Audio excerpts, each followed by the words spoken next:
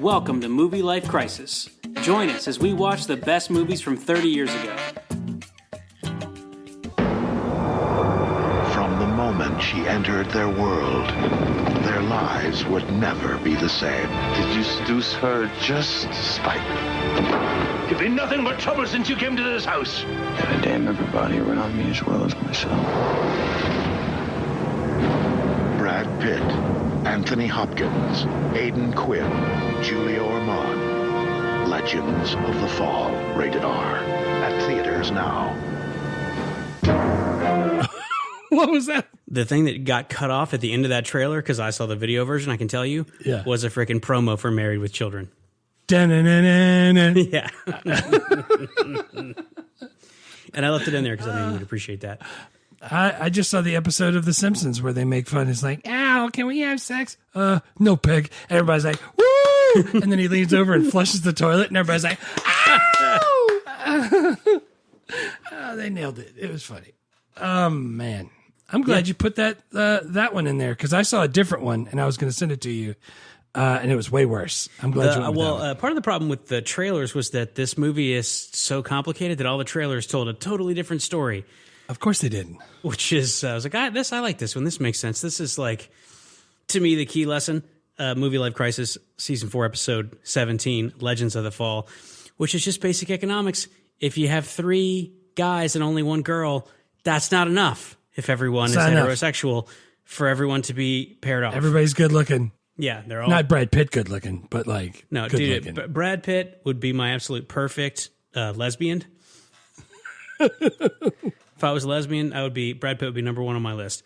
That's not how that works, but... I don't think that's how it works. He's got that long flowing blonde hair. Do you think he used a lot of conditioner back in 1893? Or did they not have conditioner? Dude, I think, I don't know, they probably just used rendered elk fat or something. I have no idea how his hair got so luscious. Although I feel like Brad Pitt's one of those people that doesn't shower that much in real life, so I think he probably really is intermittent washing. Apparently, after this movie was when he got people like Sexiest Man of the Year for the first time, and he was actually upset about it, which is how you can tell me and Brad Pitt don't have the same types of problems. Oh, yeah, that's definitely not the same types of problems. Stupid wallet won't close, and people keep saying I'm the sexiest man alive. Get my agent on the phone. This will not stand. No more will I wash. We'll see who's sexy. By the way, 1900, I just looked it up, in France. Nice. That's when conditioner was made. So he could have used it, right? When he was over there in the Battle of the Marne, maybe he picked up some conditioner. Right. Yeah, whenever People magazine comes out with the world's sexiest man, but you could smell, then he won't win. Yeah. He definitely won't. Smell-o-vision. Anyway, man, this is the episode I've been waiting for. Because I just want to me hear. too. I just want to hear you complain about it. What? You didn't like it? Dude, no. Oh, man. I liked it, obviously. Yeah. Cocktails out on Patreon. So fun. Super fun. You can do free 7-day trial of Patreon. This movie was picked for 3 reasons. I remember liking it back in the day. I haven't seen it in decades. I knew that you would hate it because people are outdoors and they're riding horses and you hate those things. Yeah, and Robert Redford. No, wait, this isn't Robert Redford. There's no Robert Redford in this one. Although it could have been. He could have easily cameoed. And one of our Patreons requested it, and that Patreon's name is Your Sister. So yeah, she absolutely loves these movies. I can imagine why a 13-year-old girl would be super into this movie. I don't. Just a bunch of really good-looking guys. Like, what's the freaking show that everyone loves now? Yellowstone? Just a bunch of handsome guys standing outside. And the golden hour with a little stubble in their face and horses running around. Everyone's like, ooh, I like that show. Wonder why. It's like, dude, freaking Win a Date with Tad Hamilton. He's going to watch me split this wood. I got my shirt off. Like, I like this. It's a good movie. Yeah, we're all watching. Yeah. Josh Duhamel's talented actor. When he has his 8-pack abs and he's swinging an axe. He's not a talented actor without it, though, right? He is. Dude, I like that guy. Transformers. Yeah, I know she really likes the prequel to this, A River Runs Through It, but I don't know. I think she probably likes this one too. I don't think I've ever seen the final movie in the trilogy, 7 Years in Tibet. I don't think I ever saw that one. Oh, man. You know what? I hope we don't. I don't think we are, because I have no recollection of it whatsoever. Give us a synopsis. Oh, man. It's a telenovela from a Spanish... No. Set in the earliest 20th century, it follows the Ludlow brothers, Alfred, Tristan, and Samuel, who grow up under the care of their father, William. They go to a remote Montana wilderness, and their lives are dramatically altered by the First World War, which brings tragedy and tests their bond. That's where it stops. It doesn't say anything about the girl or anything. The whole crux of the movie. This is like the trailers. It's telling them the wrong story. But that's all it had. There's a lot of story there. I gotta say, if you have to call your dad the Colonel, you probably didn't have a fun childhood.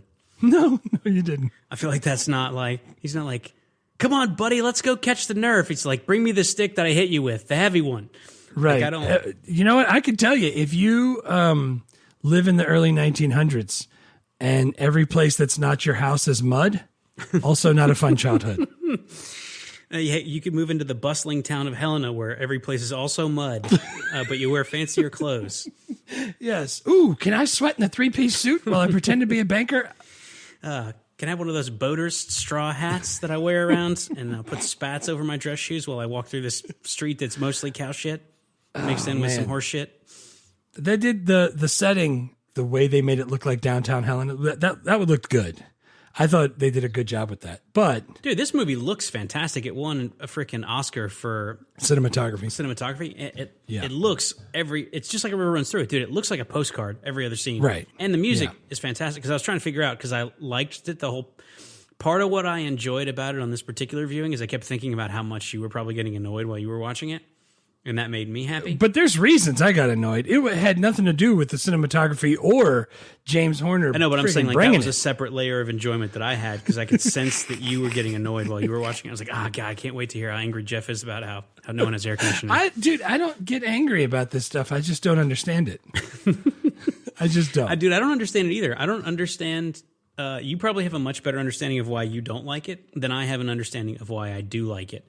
And I'm not the only one, because this thing made $160 million on a $30 million budget, 5.3x multiplier. Let me tell you who made that multiplier. Mr. Bradley Pitt and Mr. Anthony Hopkins, old Tony Hopkins. Yeah, dude. Those guys made it. I guess one of the questions I have is, do we consider Meet Joe Black also a sequel to this movie? Because that's also Anthony Hopkins. Anthony Hopkins. Yeah. It's in the same universe. I don't think it's a sequel. Yeah. It's like a spinoff. It's in the multiverse. I like Meet Joe Black. We're definitely doing that one. Only thing I remember, I'm pretty sure he got hit by a car or something. Yeah. I remember Claire Forlani. Yeah. I remember her too. It's just like that, except there's air conditioning, and Brad Pitt, instead of being on a horse, wears like a tuxedo a lot, I feel like. Yeah, and he gets older and then he gets younger or something. No, it's Benjamin Button. No, it's Benjamin Button. This was number 19 on the year, and it came out on Christmas Eve. So in a week, it made enough to get onto the top 20 of the year. Oh, my God. So people liked it. A lot of husbands and boyfriends got drugged to see this between Christmas and New Year's, and they had to pretend like they didn't like it, even though they secretly probably did like it. Yeah. I'm sure when they probably sold it as, yes, it's got Brad Pitt and Anthony Hopkins, but you know what? They're outside and they're riding horses. There's a lot of shooting. Yeah. There's a whole World War I section, which at the time of obviously they just called the Great War. Yeah, it's gonna be great. You're gonna love it. And then let me show nominated you the for a novella bunch- it's based on. Nominated for a bunch of stuff and won an Oscar, so that's pretty good. Best art direction and best sound it got nominated for, but it won best cinematography. John Toll killed it. Apparently, if you just have really good looking people staring off into the middle distance for 5 to 7 seconds at a time while James Horner has heavy handed stupid music behind it, you can win a cinematography award. Yeah, dude, just for having Brad Pitt and his long flowing conditioned hair in the golden hour, James Horner, Mr. Titanic, string music going in the background. Easy money. We already talked about the sequels and the spinoffs. 7 Years in Tibet, Meet Joe Black. And it's based on a novella from Jim Harrison. Yep. So it's based on a book. You should definitely probably read that. I don't understand how it was only a novella, because this seemed like a novel's worth of movie, at least. It seemed like that would just be enough. one. Yeah, that's it. I know I saw this when it first came out. I don't remember exactly when. I saw it last week at the house. I was going to say, I know you probably have never seen this. I did not. Maybe I rented this. Maybe a girlfriend showed me this, but I've definitely seen it because I remember I was like, I like that. It's a good movie. I think I maybe just bought this in college when I didn't have any friends and there was nothing to do. I was like, I've never seen this. This might be fun. And I was like, it's not really fun, but I kind of like it. Boy, I was about to say, I don't know what your idea of fun is, but this was not it for me. Well, it was in Montana when I watched it, which, as we can see from the movie, is not that much fun. It's just dark and cold all the time. There's no girls. And not that much Montana, I think. No. I think they filmed it partially in Canada. No, they filmed it, I think, mostly in Canada. Yeah. Which looks now like Montana did 100 years ago. Yeah, they did. If you think Montana's bad, drive a little bit further north and to that part of Canada. Just keep going, right? So what'd you rate? You liked it, so what'd you rate it? I couldn't figure out where to rate it. There were parts of it I was like, ooh, this is I'm really enjoying this. Like, I'm interested to see what's next. Yeah. And there's parts I was like, I don't know what's happening now. And now I'm a little confused. And so I was like, I think I speak this language. I was going from like an 8, and then I would drop down, and I ended at a 6 out of 10. Nice. I'm like, it's good, it's solid. Nice. It's not. Yeah. I don't have to, after the recording of this podcast, I don't ever have to talk about it again. But I enjoyed it. Right. And if someone brings up like in a year, like, remember that movie Legends of the Falls? Like, I remember that. I like that movie. That was fun. Not fun, but it was good. It was interesting. There were parts of it that I liked. Did you know that Brad Pitt probably didn't have conditioner back in those days? I don't know. Rendered elk fat. I was trying to figure out. I think like there's something about this part of the early 1900s that I really like. Yeah. Because like you have really slow cars that are just basically horseless carriages. They're not any better than actually riding a horse. The horse is like walking next to it going, come on, man. What are we waiting on? Yeah, like, and then you have like electric lanterns that are actually worse and more dangerous than just like burning candles inside of your house. So it's starting to be a kind of modern world, but it still is like, it's on the cusp of technology. Here's an Indian that lives at our house that we can still call an Indian, and he fought in the freaking Civil War. Like it's just, it's in a part. It seems like a totally ancient part of history, and also like not like my grandpa was born in this time of like of history. It's I don't know. I kind of like crazy. It. Like, dude, everyone's wearing a suit, even when they're chopping wood. People are playing tennis in their church clothes. I don't like. But it's fine for a congressman to shoot a sheriff. Like, I don't. It's just it's a weird time, and I kind of like weird. It's the West. It's all the West. So, dude, the whole thing. The whole time I was watching, I was like, all right, I know it's Montana, but it's still summer for some of these times, and they're still wearing like a button down and a vest with a tie and a pair of slacks and gloves. I'm like, what the freak? Like, he's got to be hot, right? Yeah, you would think. So then I looked, 1900s, 1910s, and 1920s. The average for the summer was 78 degrees. Nice. 78, even, I know it's a dry heat. That's pretty good. 78 is pretty warm, though, for all those layers. When I was in Montana for the summers, when I would stay, because I went to college in Montana, and I would stay, it would be like above 100 sometimes. And because of the altitude, you'd feel like the sun was like 2 inches off your head. So it was like instant sunburn if you didn't wear a freaking giant beach hat. Right. I didn't have the 78-degre Montana summers from the early 1900s. Did you also wear a 3-piece suit, though, to walk around in the summers? Yeah, I did never do that. We've talked about this before. What was it? Freaking Cadence, like the opening scene of the movie. They go to the funeral and like it's in Montana and everyone's dressed nice. I was like, listen, I went to a bunch of weddings in Montana because there's no girls there, so everyone just gets married as soon as possible. And it was like dudes wearing cargo shorts. Like if I put on a tie, if I tucked my shirt in, I was like the third nicest dressed person at the wedding that wasn't standing up at the altar. So I definitely didn't see this like Montana. Yeah. This is early 1900s. Everybody dressed nice. Yeah. So what did you rate this? Dude, all right. So I wanted to like it. I wanted to like it a lot because I know you were hyping it up. I wasn't hyping it up. I just said we're going to do it, and I'm excited. Not hyping it up, just saying like, oh man, I can't wait for you to watch this outside movie or whatever the hell you always say. So I was like, all right, cool. As I'm watching it, I'm like, this is kind of silly. There's 3 guys, 1 girl. It's very, like you said, not enough girl to go around. Yeah, it's not enough people. Even though I've seen that video and there's plenty enough girl, but we can't talk about that. So yeah, my Wi-Fi doesn't allow access to any of those sites. I have to use work computer, and that's just a bad idea. In the last 30 minutes, she took a turn, dude. It shit the bed really hard in that last 30 minutes. I was going to give it a 4 because that's how much I liked it. But then I realized Robert Redford wasn't the director, so I bumped it up to a 5. Nice. The whole time, dude, I'm watching this. I remember us just doing IQ right before this.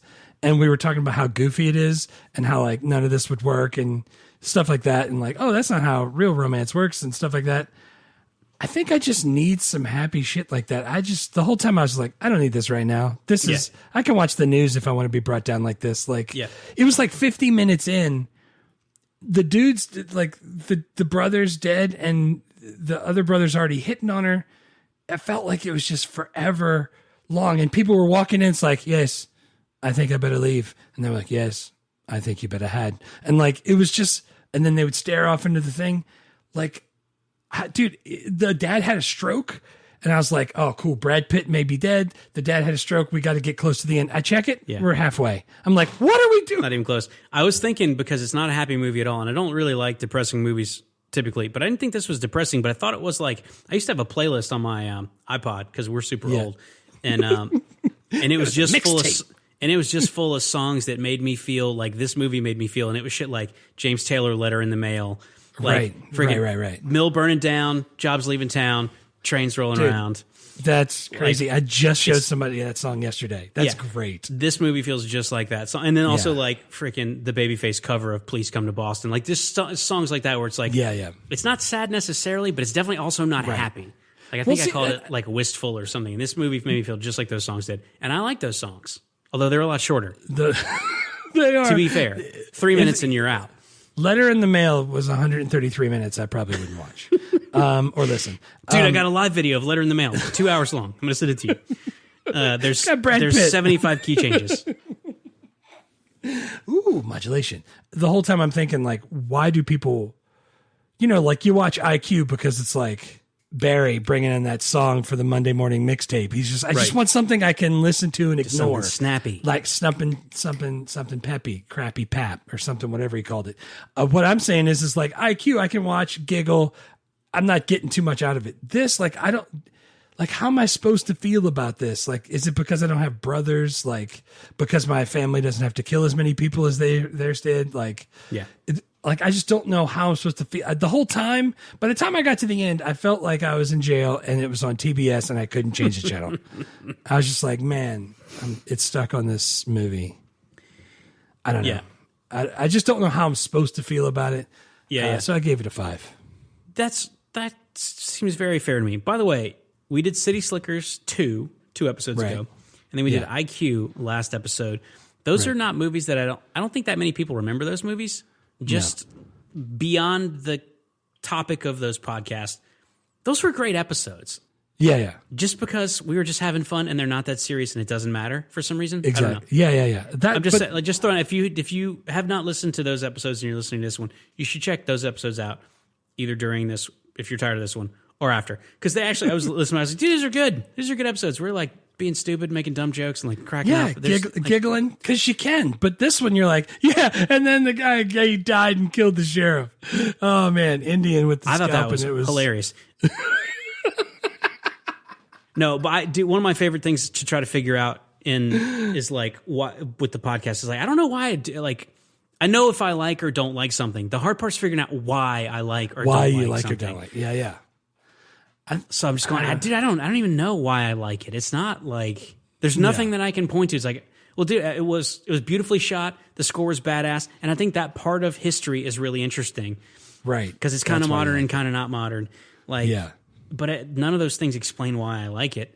Yeah, the plot's super weird. I don't know, man. The plot is definitely super weird. I feel like I should, if you are about to have a kid and you want some parenting tips, this movie should be at the absolute very bottom of your list. Because this is a top tier bad parenting movie. The mom just she just freaking leaves, just pieces out and moves across the country, and then like writes a letter every once in a while. Dude, I'm just trying to imagine like, can you imagine if your wife just said like, I'm moving to Philadelphia, it's too hot in Louisiana, and then like 3 times a year she writes you a letter and like gives you parenting advice. She's like, you should try to have her wear the brown shoes. Like, you don't even live here anymore. Right. And you don't answer your phone. You don't get to write in and tell me what to do. I feel like I'm a better dad than the Colonel. The Colonel? Dude, yeah, because you don't make your kids call you the Colonel.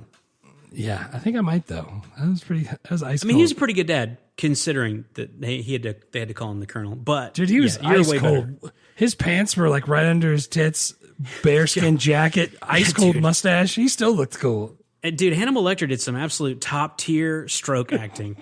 Old Tony. Yeah, dude, that stroke acting was awesome. because he has a stroke in the movie, but the actor does not have a stroke. Spoiler alert.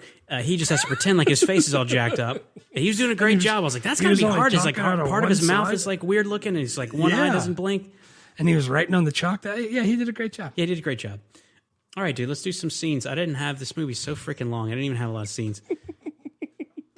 Because I don't even know what the point of it is, so I didn't know how to highlight like specific moments that illustrated that point. I picked that time they were outside and riding horses. That time they were outside for 110 minutes of the movie. Even when you're inside, though, you're still outside because it's hot. Yeah, there's no air conditioning. There's no point in even going inside because you still got to wear your jacket and your tie and your hat, so it does really nothing for you. I got the first Colonel, can I take my spats off, please? My feet are sweaty. You're no son of mine. Get out of my sight. So there's 3 boys, the Alfred, Robin, and Alfred, Samuel, and Tristan. Brad Pitt is Tristan, obviously, because Tristan's the sexiest name out of those 3. I don't make the rules. That's just how it goes. They decide they want to join the Great War, and their dad doesn't want them to because he fought in the last war, which was the Indian Wars, and he's not a fan of war because it's actually not that cool, which I fully agree. I admit. Yeah, good call on that. I'm like Chris Rock. Like, I can see a Russian tank rolling down Flatbush Avenue. I'm not fighting. Yeah, here, you take the gun. I'm out. Dude, and they had to go to Canada to fight. They had to go to Canada to enlist because the United States was not involved in that war. And then the youngest brother, he's the one who met the girl, Susanna Julia Ormond, brought her back to Montana. Why? I don't know. Dude, okay. They were going to get married, and he's like, I got to go fight in the war. I cannot stand and watch our cousins die. And the colonel's like, you never even met those cousins. Who gives a shit? Right. Good call. Thank you, and then the Tony. other 2 brothers decide to go to try to keep the youngest brother alive, which is essentially Saving Private Ryan. Right. Pass on all of that. And do you know how bad World War I was? Like, yeah, dude. For the people fighting personally, in it. but from what I have read, it seemed like a whole lot of not fun. It's so bad, not fun. Like, what were they thinking? But the scene that I had was they leave for war, because you could kind of tell that like each of them had a moment with the colonel, and I was like, it felt like kind of showed the relationship. Like the youngest one is like, just come home, it's all I want. The other one's like, watch your brother, and the other one's like, you didn't fold your shirts at the house. Like, it was clear like he really loved one of them, and then he really loved another one, and this is our other daughter, Dottie's sister. I love my main kid as much as I love the other one. So that was the first one I had when they leave for war. That's a good one, and you really could tell each of them had a separate relationship. Yeah, I still don't understand why you move Julia Ormond all the way to Montana and say, "Babe, we're getting married. That's great. I'll move there." And then you leave for war, and she's stuck there living with your dad, his elderly Indian friend, his older Indian friend, and a family that like cleans up and does stuff around the farm. The ranch family. Yeah, dude, I think it's because getting there is like the Oregon Trail. Like you have to take a train for like 6 months. I'll take a train for 6 months away from that. I'm not saying the problem is with Anthony Hopkins. It's like, hey, man, I think I'm going to head back to Boston. The train leaves tomorrow. And then tonight it snows. And it's like, you can't take the train. You have to wait until spring. It's like, I got what? It's friggin' September. I got to wait until spring? I was going to get on there yesterday. They're like, it's snowing. No one can take the train. You know, when they did leave, and then do you remember right after that, right after the scene you're talking about, the 2 go and eat with the family in their like quarters. Yeah. And they talk about Isabel Jr. learning stuff. Isabel 2. So weird name for a kid, but whatever. That's what they called her throughout the whole movie, Isabel 2. Isabel 2, Decker Ludlow. Yeah. Hyphenated. Sometimes she spells the hyphen. Sometimes she spells the word hyphen. When they go into and eat with them, they go like, yes, we're going to teach you stuff. And then when she gets older later in the movie, like, yeah, your dad taught me American history. Why don't they have some sort of montage where they're like teaching her and she's growing up, and give me a sense of why I care about the girl who went away and then didn't come back for freaking an hour of the movie. And when she did, she looks completely different. Yeah, I don't know. Which one was your scene? My first scene was the montage of them teaching Julia Ormond to shoot and be like on the farm. And she's got the gun and she hits the can and then turns the gun around and they all have to duck because she's still got her hand on the trigger. That montage, it wasn't like a snappy or peppy song that made me enjoy the montage. I just knew that time was passing And that I thought was a good thing for this movie. Yeah, man, if you like montages, forget about it. This movie's got a zillion of them. Chock full of montages. That could be part of why I like it. Yeah, I like that when he meets her in Boston. He's like, you know what we should do is get on a train for 6 months to go visit my family, the Colonel and my brothers in Montana. And then, by the way, once you get there, you can't leave because the trains stop running when the snow falls, which is always. All the time. But we're not going to get married and we're not going to have sex. You're just going to hang out here and you can't get on the internet or call your family or really do anything except That's learn right. how to You work can hang on a out with farm. my mom, except she moved back this way. Mom's gone. Mom peaced out. You can hang out with our Indian friends who live with us, Isabel too, and one stab. One step. You're in the back of an Uber. What up, girl? You want to go back to my place? I'm sure One Stab's not home. We could probably hang out tonight. I'm sorry, the what now? I'm out of there. My second one is when they're in war and Samuel, the youngest brother, dies. Because I feel like that's exactly how war goes. The older brothers go just to protect the youngest brother, and then he dies, and they both come home. And What's his name? The older one got shot, though, didn't he? He got hit in the Alfred, leg or something. he got hit in the leg. Yeah. See, if I was in this movie, the scene would be we would get to war, and then we would shoot each other in the leg, and we'd come right back home. Come right back home.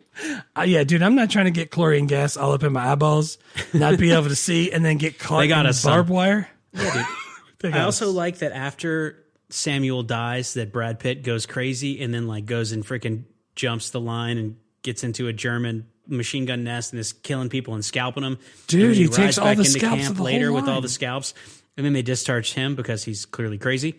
Yeah. Because that is basically the exact plot line that was, I'm sure, stolen from this movie later on for an Archer episode. I don't remember that one. Yeah, Woodhouse had a flashback where he was in the Great War and his dude died and he went freaking scalping Germans and then they discharged him. And wait, I kind of remember this now. Yeah. When that it was Woodhouse. And then I realized that Brad Pitt's character Tristan is basically Archer. Because he's like charismatic and he's like a total wild maniac and he has a death wish and everyone seems to love him even though he's kind of a dick. That is true. And then as I got to watch the rest of the movie, I was like, oh yeah, this guy's Archer. Except like he just doesn't. He's like not as quippy. Yeah, phrasing. He never says that. He never ever says that. Boy, speaking of which, he dropped like 3 F-bombs in a row. Yeah, and I was like, oh, this must be why it's rated R. They're playing tennis and he's saying the F word. Right. And then it went on a little further and I was like, nope, that wasn't even close to why this is rated R. Nope. Not even close. It gets, so much worse. What's your next scene? My next and final scene is when Tristan got eaten by a bear because I think it's hysterical that he made it all the way that far and then got eaten by a bear. Yeah, it seemed like he really wanted to. He was like in his 60s or something. Yeah. Well, it was got eaten by a 1963 when he It was when he 1963. bit. Yeah. Isn't that weird though? Because that means he saw like the Berlin Wall, freaking Cuban Missile Crisis. Yeah. Like moon landing was like, what, 68, 69? Yeah. He saw the first person He saw go around the Earth though. He saw people go into outer space on a television with air conditioning. And then he went and fought a bear with his bare hands, like the Revenant. Stupid bear. He fought a bear at the end and died. And I really liked that part because I knew it was over because we were all following his storyline. Yeah, that was the part when I realized that he was the main character because when he died, the movie was over. Because prior to that, I really wasn't. I didn't know. Dude, there's so many people. Maybe problematic. Yeah. Yeah, dude. The only other scene I had, I don't think it's that important, again, because the movie plot, it's kind of all over the place, is that Tristan and Isabel, too, get married and have kids, and then they meet Alfred and Susanna, who's on brother number 3, and they just, like, they had a falling out, they haven't talked. Susanna was with Brad Pitt for a while, and then the other brother died, and she eventually ends up with brother number 3. He's a congressman. I just remember that scene. They're just like walking through town. It's like, oh, there's my brother that you used to be engaged to before he left to go work on a schooner. And then there's the girl that we grew up with that's now his wife. It was a sailboat. And there are their 2 kids who I've never met. And I'm a congressman, by the way. And we're all standing in horse shit. In the heat. Yeah, dude, I forgot the entire bootlegger subplot, but I remembered that scene. I remember there was like some family drama, and there weren't enough girls for the amount of boys that were on the farm. That's why you have cows and not sheep. Dude, it's weird that you say it like that because I wrote it down. I was like, she moves from Montana to live with brother number 1. Yeah. Falls for brother number 2, but brother number 3 is in love with her, and they all leave, and she has to live with Anthony Hopkins and work on his farm while she waits. And then her fiance, brother 1, dies, and then she falls hard for brother 2, and he goes off the deep end, and she's stuck there again with the dad and one stab and their half-breed family that runs the farm. Like that whole brother 1, brother 2, and then she leaves to marry brother 3. Like that for real. Like you said, brother 1, brother 2, brother 3. That's literally how I wrote it down. Yeah, that to me, that's telenovela soap opera crap. Like that. That's what I'm saying. The plot of this movie is like supply and demand. If everyone's straight and related, if they got to be more than just one girl for the 3 boys. That doesn't stop the ancient Egyptians. Yeah. Well, Anthony Hopkins straight and related, the freaking colonel should have taught them all ancient Egyptian history. Or ancient Greek history, or ancient Roman history, but then you don't even have to be straight.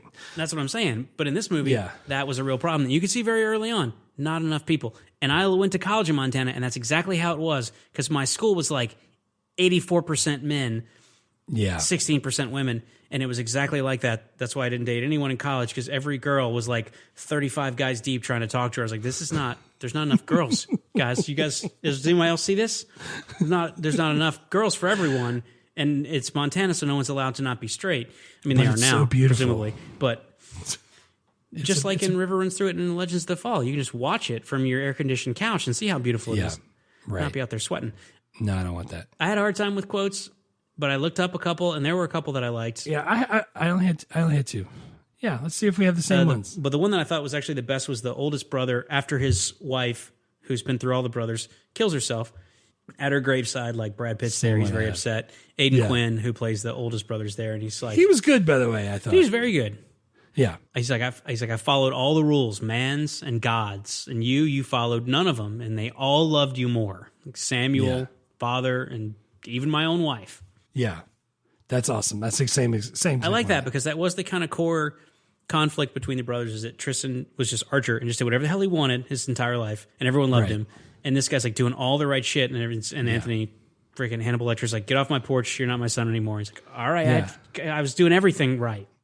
Like, but this is the thing though. Brad Pitt really did do whatever. Like he wasn't home. Yeah.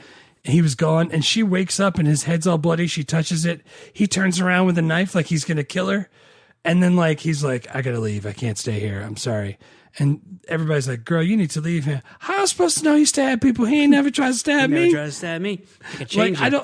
I could change him. Like she still wanted him even after he pulled a huge knife. And then he left. She's like, how long are you going to be gone? He's like, I don't know. Not very long. A few months, probably. And then it was actually like several years. She was like, I'll wait. What? Yeah. Where? With the colonel? Without the air conditioner? Just go back to Boston. With the colonel? No. You got to make your own freaking bearskin jacket? Just get out of there. Oh, man. It would have been great if he would have came back and she would have had a mustache and a bearskin jacket and pants up to her tits. What's your first quote? That was one of my quotes. My other one I had was from One Stab. Some people hear their own inner voices with great clearness, and they live by what they hear. Such people become crazy or they become legends. I don't really know what that means, but I know that Brad Pitt became crazy and not a legend. Did anybody become a legend in this? That's about Brad Pitt's character. And I actually think you can make a case that he became one and then the other. I had that quote as well because I think it explains the Native American, the Cree Indian that lived with them, One Stab, that never spoke English the entire movie, except in the voiceovers when he freaking talked English like Margaret Thatcher. I forget what I'm going. Well, he's explaining that like Tristan is really like he and the bear are the same spirit. And so every time Tristan would like come home bloody and almost stab his fiance, he'd be like, "That's just the bear inside of him." It sounds like really you're enabling a guy who's not very nice. Yeah, that's not how that works. But also like that's the weird thing about the movie that's kind of compelling. It's like Brad Pitt's just like he hears his inner voice, and it's like, you know what you should do? Go on a schooner for a while, go over to New Zealand and haggle for some trinkets. And he's like, I'm out. I'll see you guys. I don't know when, but I got a schooner to catch to New Zealand. And then I'm going to go hunt some stuff. Here's some boar tusks. I think it's a sailboat. I know, but Schooner's such a funnier word. Schooner is a sailboat, stupid head. I saw the director talk he wrote a book about his like 40 years in Hollywood or whatever. He talked about this movie, and he specifically mentioned that Brad Pitt got mad because the director cut out a shot of Brad Pitt having a strong emotional moment on a schooner. That's his quote, and that's why I keep saying schooner, because that's what the director said. And schooner is a funny word. I was just trying to set you up for a schooner is a sailboat. I know. We got time. It'll come up again. Yeah, totally. Yeah, dude, those are the exact same two quotes that I had. So let's go to characters. The first one I had was Susanna. Susanna. Julia Ormond. Dude, she was awesome. She was really good until the end. Like, everybody kind of shits the bed at the end of this movie. But I don't understand why you stay there. I don't understand. She has to stay in Montana while they're all gone. Like, I just don't understand. They weren't even married. They didn't get married. She wasn't like, that's what I'm I saying. gotta wait for my husband. I'm at my in-laws' house while the hey, war one happens. stab, hit me up with a horse, man. Take me to Helena. I want to make a trip to get the hell out of here. Just a little bit at a time if I gotta. I just don't want to be here with the Colonel. I feel like we saw this year in Maverick with Mel Gibson. You can get from Helena to San Francisco pretty easily. Yeah, just keep going west if you need to.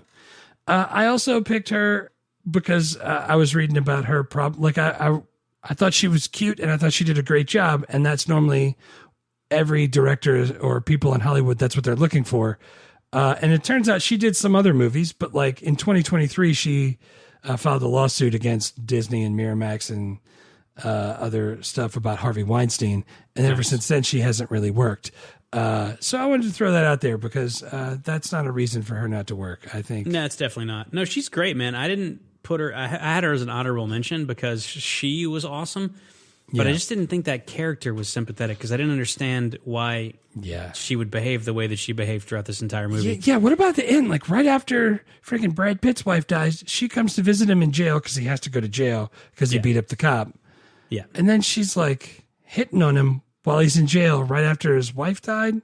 Yeah. I'm like, 10 seconds later, she shoots herself. And I'm like, Jesus freaking. And before she shot herself, she cut her hair, which I don't know why. Yeah. She was like, I'm so sick of not having conditioner. I'm going to cut all this shit off. I'm going to shoot myself. Dude, just a little exposition. Even if she's just talking to herself in the mirror so I can understand what she's thinking. Write it down in the letter and then don't mail it or as whatever. Much voiceover as we had, we could have definitely had some voiceover. She could have written one last letter to Tristan that she didn't send, and then we could have got it in voiceover. I want to be hit over the head. I figured enough shit out already. Right. Throughout this movie. Serve it up. I'm with you, man. My first one is Hannibal Lecter, Anthony Hopkins, for some really top-notch stroke acting. He was my second one. Way harder than coma acting. That's the worst coma acting I've ever seen. I think it's so bad you gave me cancer. To be honest, though, he's not a good dad. No. The Colonel, not. I mean, for the time, probably a very good single father to 3 boys. But 100 years later, we know, not great. Yeah. You're not going to listen to his parenting podcast in 2024. No, probably not. But I always struggle when we do the characters because, like, Anthony Hopkins did a great job. Yeah. And I really want to say how good he was at stroke acting and how ice cold he looked in his bearskin jacket. But as a character, I was like, that dad caused a lot of the problems that they had. Yeah, like, dude, definitely. He could have at any point gone, hey, cut that out. That's your brother's fiance. And he tried a couple of times. Yeah, but a little too late. He's the Colonel. He could have put his foot down. I also really like the freaking costuming and stuff because in the beginning he is the Colonel. He's like got a salt and pepper mustache and he's like very like trim and like military. And then he starts to get older and like a little chubbier. And then he has the stroke and he's wearing the freaking bearskin rug all the time. He's got the long, and he's got a chalkboard hair around his neck and he's got his corncob pipe around his neck and he's writing on the chalkboard upside down because it's like hanging on his belly to tell people what he wants to tell them. I was like, that's awesome. And he's just using one word. But he's like, tell. Yeah. Or he's like happy. And Brad Pitt's like, I'm happy too. It's like, all right, great. I'm glad we had this moment. But all that stuff was awesome. I don't know I don't know if that's like in the script or if that's the freaking costuming or the direction. But like, the costume people killed it. Whoever's in charge of that was freaking slam dunk. It was amazing. Yeah, dude, I agree. I had Anthony Hopkins as my second. Nice. My second is Brad Pitt. He mostly just has to scowl in the movie, but then he also occasionally smiles. He has to stare off in the distance too. He did that a lot. Pretty good range. Yeah. He cried like 3 times. Yeah. I mean, his character's the lead. We found that out because the movie ended when he died. but he was like playing a guy that was complicated and not really all that likable, but everyone seemed to like him anyway, which makes me think he must have been doing a pretty good job. I liked him because it's Brad Pitt, but Yeah. there even like you could tell. Again, I had never seen this movie, so it's not like I'm going in there with some preconceived notion about what it is. But like when they get when the youngest brother comes off with Julia Ormond and they get off the train, the other two brothers are like freaking licking their lips and freaking staring at her, and like Brad Pitt meets her and he's just like stink eyeing her and freaking like blowing her kisses and like making the call me gesture. Like he's all about it already. Yeah. I know, again, not enough women to go around, and they've been Dude. That's just dealing with cows constantly. You're ready just to count it up. It's just fucking a bunch of horses and a bunch of feel the cows. touch of a woman or whatever you need. But I'm saying like, I just You got to get him a schooner and get out of here. to get on the schooner and go kill some zebras. Dangerous animal, and Lord knows we need to kill them animals. They're out there trying to get us. Girl, how am I supposed to know you kill people? My last person I had was Isabel 2. Yep. First of all, stupid name. Yeah. I know why they called her Isabel 2. Her there name was was just another Isabel, right? Yeah, her name's just Isabel. Wait, sorry. Real quick, back to Brad sorry. Pitt. Yeah. One of the things I really like about Brad Pitt is that he could have easily just done like straight up Tom Cruise action movies, I think, and they probably would have been really good because he's Yeah. fun to look at. Of course. And he always picked interesting movies, even though they weren't always good. He was always doing like he's doing weird shit, man. Like he's doing Snatch and Seven and like yeah, he does. like the he good loved stuff. to be like I'm Brad Pitt or whatever, but this movie's kind of fun, and I like Right. that about him. He was Yeah, like, that yeah, is man, good. I'm just doing fun. I just want to do interesting shit. I could just do every movie where the poster has me with my shirt off, and it probably would do pretty well. But Yeah. I want to pick fun stuff, and like I like that. And also take my shirt off. Even though it turns out, real life Brad Pitt probably not that much fun, and also Yeah. like the Colonel, not a great dad Yeah. because none of his actual kids will talk to him. Maybe that's how he learned how to do it.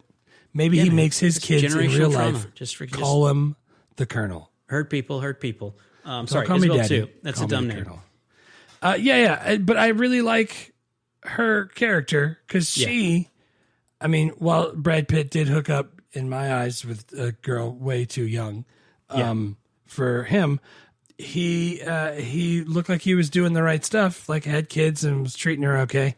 Yeah. And then she, Except he was bringing the kids with him bootlegging, which is essentially Yeah. drug deals in the during Prohibition. Bringing a whole family with him to commit crimes. you gotta, because I mean, they're already in the horseless carriage when they drove up to I know. Helena. It's on the way. It's just we'll do one quick It's stop. just one I stop. have the gun and the knife, but it's fine. Also, that guy with the Tommy gun that just shoots it off just to get his attention. Yeah. Everybody was whispering in this movie, and I had it turned up really loud, and that scared me. And then they showed her dead, and I was like, "This bitch died too." I What know. am I like? What am I watching? Yeah, that was rough, man. She caught a ricochet off of the freaking canyon walls. That's something you don't hear anymore. Brad Pitt went on another Archer rampage, one of several Yeah. in the movie. Yeah. This dude's Archer. I'm telling you. Did you hear when that police officer knocked him out with that little? What are those called? I've seen him before. Like Yeah, the like Billy Club. yeah, but it was like short. You know what I'm saying? It's like I think it's called a sap if it's like soft leather and has like metal balls inside of it. And if it's a short stick, I don't know what you call it. I don't know. Whatever it was, he knocked him out. And the police officer, or the guy playing the police officer that hit him, actually hit Brad Pitt and gave him a shiner. The next scene that they filmed was them playing tennis in their church clothes. So they had to come up with a reason for him to have a shiner in that scene. Nice. And that's why. They went really out of order if that's how they did that. Oh, yeah, dude. They filmed this all out of order. That's Brad Pitt was mad about it the whole time, apparently. He was like, I don't even know how I'm supposed to act. They're like, just take your shirt off and stare Just over there. Act I'll like film you're you. crazy the whole time and you'll be fine. Right. Yeah, dude. Isabel too. She was good. My third one was One Stab. Gordon Tatusis. One step. One Stab. Because he's an actual First Nations Cree actor playing a Cree That's Native awesome. American Indian, which is great. That's He way better never- than having the Italian guy crying for the trash that they had. Playing the Indian. He freaking never spoke English in the movie, but then spoke it like Margaret Thatcher during the voiceovers. What about his songs? Did you like his songs when people would die or when people would do stuff or he was waiting for him to come home? He was just Yeah, like, dude, I don't know. I sounded like a Kanye sample. Ah. I don't know that much about Native American like traditions. Yeah. I don't know if any of that shit was real. I'm I guessing don't because know. he was a Cree Indian, they probably He were would pretty authentic. probably, probably slide If some so, of that in there. that's awesome because that Yeah, was it the is. real like Native American peoples that would have been in that part of the world at that point in time. I liked him. He was in the whole movie. He was like narrating. He was the only one in the entire movie who understood Archer / Brad Pitt. And his name's One Stab. What's not to Yeah. like? One Stab. You think it's because he kills people in one stab? I would assume so. Yeah. At least one person to get the name. I can't believe how bad Archer went after that bartender because he wouldn't serve an Indian. That's what I'm saying, man. He wasn't having it. Yeah. That's their friend, and he's thirsty. He's a respected Cree elder. But yeah, that's my characters: Hannibal Lecter, Archer, and One Stab. Yeah, I picked the two girls in Anthony Hopkins. Good. Not Pet. That's awesome. She didn't make the cut. No, Yeah. not Isabel One, who moved to freaking Philadelphia and never came back. She came back eventually, remember? That was weird. She came back for the wedding, and everyone was like, "Hey, Mom, nice to see you. It's been 20 years." But she looked exactly the same. Anthony Hopkins is all stroked up, and she was just like, hey, babe, let's go. Yeah, and you had to write on his chalkboard, "Nice to see you." Sarcasm. Yeah, Yeah, writer director stuff. Edward Zwick directed.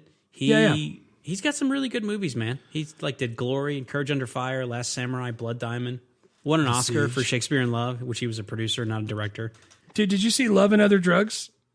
With I feel like I did. Jake Gyllenhaal and Princess Diaries? No, not Princess Diaries. What's her name?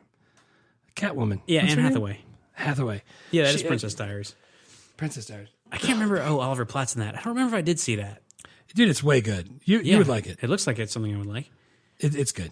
But yeah, Edward Zwick did a bunch of really good movies, and he apparently had a bunch of conflicts with Brad Pitt during this movie because Brad Pitt's the star, and he kept wanting Brad Pitt to like be emotional, and Brad Pitt was having a hard time with it, and they were like, he just said in his book, he's like, we were just like have shouting matches, and the whole crew would just like walk away and come back in 5 minutes, but he was like, we always came back together, and like Brad Pitt was very, very honest and forthright, and wanted to do a good job, and cared a lot about the movie, and like I like that.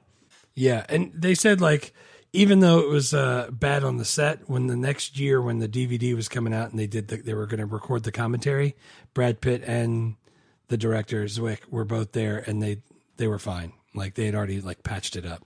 Yeah, I was going to get you the DVD because it's got some deleted scenes and it's got the commentaries. God, yes. In case I ever get COVID and I can't move from the couch again, I'll just watch it over and over with each different audio track. Yeah, I think that is an. Maybe I can watch where it's the whole thing's in Cree, and then that way I won't understand it. I used to love to watch a movie that I'd seen a bunch of times with just the audio commentary, so I could watch the movie and then hear people talk while the movie's happening. That was that's an experience that was only around for like 10 years, and now it's totally gone. I think they still do it because it's an extra. Like when I borrow movies from the internet, I can click that option and actually get that separate audio track to pull up to play through Plex and stuff. Yeah, but like everything I do is streaming, or if I rent a movie from Google, like I did this one, I don't have that option anymore. But I used to do that all the time. If I was just throwing on, I was like, I don't have anything to watch, I'll just throw on Back to the Future 2, but I'll turn on the director commentary this time, so I can hear what's like going on. I used to put it in different languages. Like, I don't know enough Spanish, but I know every single word from Star Wars 1. I'm just going to watch the whole thing in Spanish. Yeah. Great move. Yeah, man. Edward Zwick was the director. James Horner did the music. The music's awesome, as you would expect from the guy who wins 2 Oscars for Titanic. We had him from Field of Dreams. Yep. Didn't he do Field of Dreams? Yeah, Field of Dreams. And the guy, he did Zorro and Avatar, and he works a lot with what's his name? James Cameron. Cameron. What about the guy who did the writing? Every movie that I looked at, I was like, all these are outside movies. No, there's like Lonesome Dove, Black Stallion, friggin' Barbarossa. Like the whole time, I was just like, well, he just likes writing about horses. Yeah, dude wants to be outside. He's got his lane. He's sticking to it. Yeah. If you look at his picture on Wikipedia, he looks like a guy. He's from Texas. He looks like a guy who's outside a lot. He totally does. I like that because the people listening can't see his picture, and you don't know at all if that's an insult or not. It isn't. I'm just saying he looks like a guy who's outside a lot. He does. I mean, maybe not the glasses, but he definitely looks like he goes outside.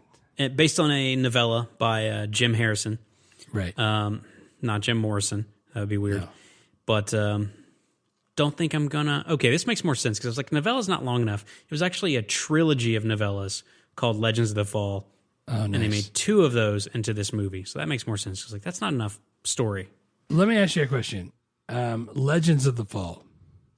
Can you explain why they called it that? Is it fall? Like, so the whole time I'm like, oh, maybe they're using some sort of biblical allegory and they're talking about the fall of man and Tristan going through the different processes of all that. Or maybe they mean fall because, like, oh, yes, it's the moon, the blood moon fall and the snow came or whatever. Like, are you talking about seasons? Like, what are they? I think it's supposed to be both of those, but I don't think a writer is going to tell us for sure what he means. I did see that one of the reasons why he was able to write these novellas was because Jack Nicholson, who was a friend of his, loaned him money, which allowed him to write while he was laid up after he got injured falling off a cliff. Jesus. So he was injured, he couldn't move. He's like, and then one of his friends was like, you should write. He's like, I'd love to, but I'm also broke. Jack Nicholson's like, here's some money, just stay on your couch and write while you get better. Which is actually kind of awesome. That's pretty cool of him. Yeah. Also, peripherally involved in this movie is Tom Cruise because they offered him the Brad Pitt part. Nice. And I think he even took it and then backed out. I'm glad that they went with Brad Pitt. Yeah, dude. His hair flowing in the breeze in Montana looks a whole lot better. There were not nearly enough stunts in this movie for Tom Cruise. Yeah, he's got to run. And he can do like mania crazy, but he can't do like, I'm really feeling very strong emotions because my brother died crazy. Right. Yeah. I don't think. Maybe he can, but I don't think he can. He just hasn't done it in a while. Yeah. Yeah, dude, I have a couple of extra good. Do you want to hear what I got? Yeah, go for it. Did you see right before they made the charge, the Canadian Expeditionary Force? Yeah. Before they made the charge, that soldier took the soccer ball, football for all you the football internationals, and kicked it into the air. Do you know why they did that? No. They used to... soldiers would get scared. That's like no man's land. You remember it's trench warfare. Trench warfare, so, and there's no man's land in between it. Right. And those, you just pop your head up long enough, they might shoot you. Right. That was World War I, right? Maginot Line? Yeah. You have somebody kick a ball and the soldiers running have something to look at as they're running, and it keeps them their focus going straight. And by the time they're already up there, they're shooting and firing and making their way. Taking scalps, inhaling chlorine gas. Yeah, just tearing it right to their face. Do you know why chlorine gas is so bad? No. Because it mixes with the water in your body, like the mucous membranes in your eyes and stuff, and makes hydrochloric acid. So it's burning the tissues in your eyes and lungs. It's horrible. That's a horrible way to go. Yeah, for sure. The worst thing that I had was the plotting of this movie. I really like a lot of the acting, and it's shot beautifully. The music's awesome. We talked about all that. Right. And everyone was doing a pretty good to really good job, but it spans like 50 years, and it follows a half a dozen characters, some of which are all over the world. And it seems like this was too much story for one movie. It should have been like a mini-series, like Lonesome Dove mini-series. And you couldn't have got Brad Pitt, I guess, probably in that case. But it seems like it would have made a lot more sense to tell this story over like an episodic arc. Right. Or couldn't they have just taken just some parts? Like, dude, just freaking season 2 could have been the Great War. Like, they wouldn't have had to have done that in like a 15-minute middle section. Yeah. And it felt rushed. Because it's a lot of shit to happen. They had like 3 actors to play almost all the characters because they kept changing. So that was the main thing for me. Because it's not actually that long. It's 90 minutes, but it seemed like a whole lot of shit is happening, and it's hard to keep up with. Yeah, it was 133 minutes, the version I watched. Okay, that makes sense. Yeah. It was super. It felt long. Yeah, dude, the worst, that's what I had. I said the melodrama is just over the top. There's just so much stuff. Tonally, I was totally fine with it. Sometimes I like movies like that, but it just seemed like there was a lot of plotting to try to get into 2 hours. James Horner's heavy-handed music, I think, was trying to make me feel certain things that I just wasn't feeling. Yeah, I just couldn't get behind. It was working on me. I was feeling emotions and stuff. I wasn't feeling it. Did you have any effects? No, just some of the stuff in the war was kind of, I don't know, like the cow that got stuck in the barbed wire. I thought that looked pretty good. Yeah. I thought that might have been a real cow, but not real barbed wire. Like, you know what I'm saying? Like, I don't know. I thought it was pretty good. Yeah, like they did some practical effects that were good. Some of the stuff in the war they could have done better. But now that's saying it from 2024. Yeah, but I think it's also saying it's like you have to make this 2-hour movie and you have $30 million, and there's a big chunk of it that's supposed to be World War One. That's a lot. Yeah. That's a lot to ask. Right. It's like they're basically, because they're just shooting in the forests of Alberta with extras. Yeah. And he's just like, I don't know, man, just freaking throw another smoke bomb over there, and everyone shout real loud. It's like, we got the uniforms, we rented them. This is probably the best we can do. We spent all our money on 3-piece suits. We got nothing else. I didn't have any old tech or political incorrectness. Yeah, everything was there. There was a lot of traditional gender roles because it was the freaking colonel's house. Yeah, dude. Yeah, it's prohibition. Yeah, but you gotta. That's part of the time. Yeah. So it's all period correct. One last worst that I put was, so the cops come to stop him from bootlegging with his whole family. They shoot off into the wall. She catches her stray, and she dies. From the canyon wall. From the canyon wall. She dies. So Brad Pitt's mad. So then he goes to jail. But then they plot on getting back at those guys because the cops really didn't care. The cops were only doing it because those guys asked them to, the Scolari brothers. Yeah, because they partnered with the bootleggers. Right. So they showed up at the house and they were ready to kill Brad Pitt. And Brad Pitt was just like, nah, just don't let my kids see. I don't want my boy to see. Yeah. And then Anthony Hopkins pulls out a friggin' double-barrel shotgun, like kills John two Wick. of them. And then the older brother, who was watching the whole time, the congressman, they all just shoot the cops. And then everybody just celebrates and starts hugging again. And I was like, you're telling me this is the end of this?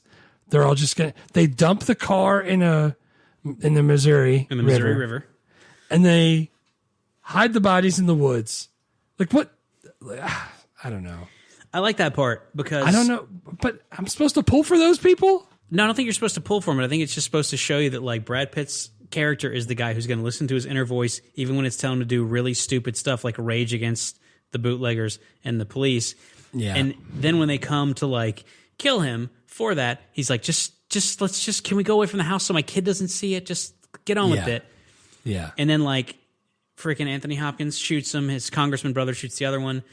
And then the congressman's like, you realize you're going to get blamed for this. You should probably leave. He's like, yeah, just if you'll just look after my kids. He's like, absolutely, I'm on that. And then it's a voiceover from one stab. I thought Brad Pitt was going to die young, and I was wrong. He lived to be old, and he saw his kids and his great grandkids, and then he died fighting a bear. Like, in the 60s, like when he could have been listening to really good music. Boy, could he. So yeah, dude, I don't know. Oh, yeah. The other worst that I've already said that I want to reiterate is how bad the parenting is. The Colonel, it's not great. Mom, out, gone. Brad Pitt, bringing his whole family on the drug deals. Terrible idea. Like not even the whole family, the mother-in-law and the father-in-law. In-laws, everybody's his there. wife, his kids. Everyone's there. One stab makes sense. Obviously, you bring that guy. But the whole family, including the in-laws, is like, just hang out here while I do this drug deal in this alleyway. Even though the freaking mafia has already warned me to stop doing this. Obviously, you bring and I don't need the money because there's no power bills. Yeah. So, real bad parenting. But yeah, they do need money though. They had to switch to horses. Remember, all the cows plummeted. Let's go to 5 questions. Is it okay for kids? Seems like probably. Jesus Christ, no! It's not even. It's good long. For me. There's scalping. There's a lot of swearing. People have sex. It checks all the boxes. It's not suited for me. If you're anything like me, if you've voted along my lines the whole time, it's not good for you either. Would this movie get made if it were pitched now? I don't know. Probably they still make bad movies. They definitely make. This is not bad. This is actually good in a lot of ways. It just has, it was kind fun. Of Well, it wasn't fun. Fun is a stretch. It wasn't. Dude, it's like okay. I was trying to figure out why do I not like Unforgiven and I do like this, because both of those movies kind of have no point and are just supposed to make you think about things. And Unforgiven, I was like, fuck that movie. It's so stupid. And this one, I'm like, I kind of like it. It's not bad. I mean, it's not. It's all right. Oh man, the whole time I was just like, why are they still outside again? Oh, that's right. Inside's still hot. Inside also hot. Yeah, dude, movie or TV show. I think this could be a TV show if you're going to do it again. I don't know what. Yeah, if you take the novella, stretch it out. TV show. Season 2, just the freaking Great War. Then you come back. Cliffhanger season 3, freaking the girl leaves one of the brothers for one of the other brothers. Say, you're good. That's just... Yeah, and the whole thing where he goes and kills all the animals. They're already doing it with Yellowstone. This is it. It's working at freaking... People love that shit. Spin-off of Brad Pitt in Africa. Yeah. In Guinea. Yeah, I think that'd be great. Did you recast? Dude, I tried. I didn't know. Like, I was like, I want Gary Oldman to play Anthony Hopkins because he's the only guy that could that's awesome. do the stroke voice. I love that think. guy. I had Liam Neeson as Anthony Hopkins. Ooh, the incomparable both of those- Liam Neeson's. Liam Neeson's my shit. Both of those would be really good. I had Chris Hemsworth as Brad Pitt's character, just 'cause he's got the long flowing blonde nice. hair. See, I was went trying to think opposite. who's got the blondest, like flowiest hair. What, see, so I said, I'm sick of seeing blonde hair. I picked somebody else. And I was like, who's got long, flowy brown hair? Yeah. And they said Timothy Chalamet. So I just went with that. The funny thing is we keep casting Timothy Chalamet and stuff, and I'm like, we should really branch out. And then I go to see Deadpool and Wolverine, and in one of the trailers is like Timothy Chalamet's playing Bob Dylan. I was like, all right, so that's what Hollywood's doing too. They're just throwing him in everything. They're just so I guess putting him we in all probably the should stuff. keep doing it. Yeah. I think Glenn Powell could be good in the Brad Pitt role too. He's not nearly as charismatic as Brad Pitt, but he's like kind of jacked, and he could have long blonde hair. Yeah. For one of the, I didn't pick both brothers. I just said one of the brothers could be Austin Butler. I like that guy. Yeah, he'd be good. I had Michael Fassbender as the older brother. Ooh, yeah, that guy's good. Can you still watch and enjoy this movie in 2024? Yeah, maybe. Yeah, what he said. At this point, you know whether you have any interest in watching this movie or not. I don't have to tell you. If you've it's not made it streaming this far- anywhere. You got to pay money for it. So if it's worth $4.37 to you to rent it, you can. Spoiler alert, it's not. Yeah. I mean, if somebody has it and you can borrow it, that's the answer. Next up, though, The Renaissance Man. God. I can already tell you that one is worth watching. Double D.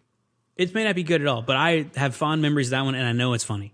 It is still good. I can't not be. All I can think of is I showed part of it to Cece just to show her one part. And now every time she sees Jersey Mike's thing, she's like, this is the guy from Renaissance Man. They slice it right in front of you. And then she just says it over and over again. Dude, I love Renaissance Man. I can't wait to watch it. Yeah, man. Renaissance Man is awesome. Check out Patreon if you want to. MovieLifeCrisis.com. We'll get you there. $5 a month is our lowest tier. You can see bonus episodes for 1988, which is where we are now. We've got Cocktail, we've got Big, we've got Bull Durham, we got Who Framed Roger Rabbit, we got License to Drive, Coming to America. That's just the 1988 movies. So we got some fun stuff there. It's way fun. Bye con Dios. Bye con Dios.